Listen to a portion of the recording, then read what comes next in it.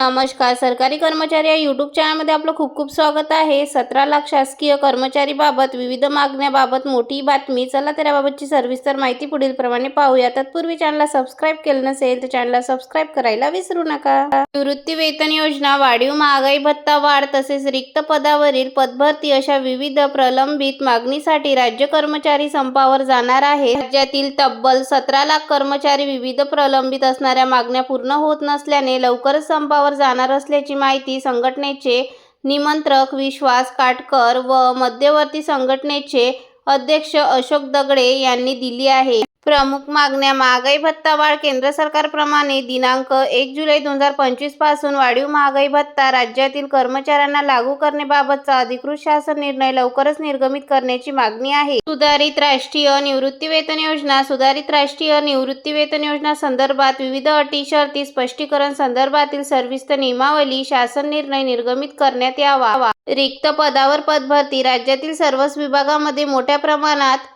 रिक्त पदे आहेत. अशा रिक्त पदावर तात्काळ पदभरती करण्याची मागणी केली जात आहे. वरील प्रमुख मागणीवर लवकरात लवकर निर्णय न घेतल्यास राज्यातील तब्बल 17 लाख राज्य कर्मचारी बेमुदत संपावर जाणार आहेत. धन्यवाद.